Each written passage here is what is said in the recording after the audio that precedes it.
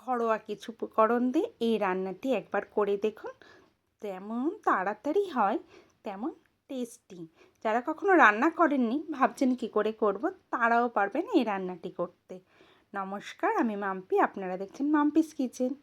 প্রথমেই আমি বেশ কিছু চিংড়ি মাছ নিয়ে নিয়েছি আর এগুলো ভালো করে ধুয়ে নিচ্ছি।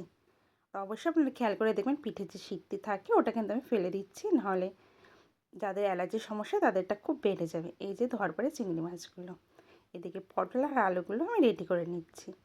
একদম ছোট ছোট করে গোট গোট করে কেটে নিয়েছি, আপনারা দেখুন তাহলে বুঝতে পারবেন। আলু পটলগুলো রেডি আর অপর দিকে মাছ ধোয়া রেডি। এবার একটি কড়াইটাতে কিন্তু আমি অবশ্যই তেল দেবো না, কয়েকটা মাছ, 4-5টা কি 6-7টা মতো মাছ লবণ হলুদ দিয়ে মেখে সামান্য একটু জল দিয়ে কড়াইতে দিয়ে দেবো। ভাবছেন যে এটা কী করব, দেখতে থাকুন। মাছটা একটু সেদ্ধ হয়ে এলে আমি একটু বাটিতে তুলে নেব।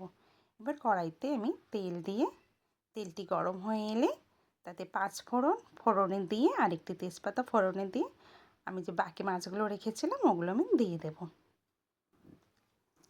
1 চামচ মতো 5 ফোড়ন দিয়েছি আর একটি তেজপাতা।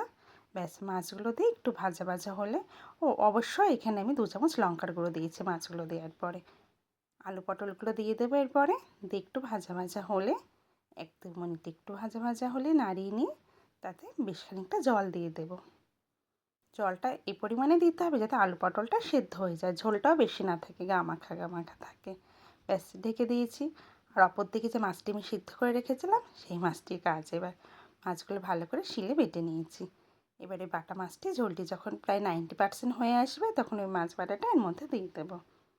ব্যাস, এবার ঝোলটা ফুটতে দেবো। আর ঝোলটা যখন ফুটে আসবে তখন নামানোর আগে 1 চামচ ভাজা মশলা দিয়েছি। তাহলে রেডি হয়ে যাবে পটল চিংড়ি। ভিডিওটি যদি ভালো লেগে থাকে অবশ্যই চ্যানেলটি সাবস্ক্রাইব করবেন, ভিডিওটি লাইক করবেন।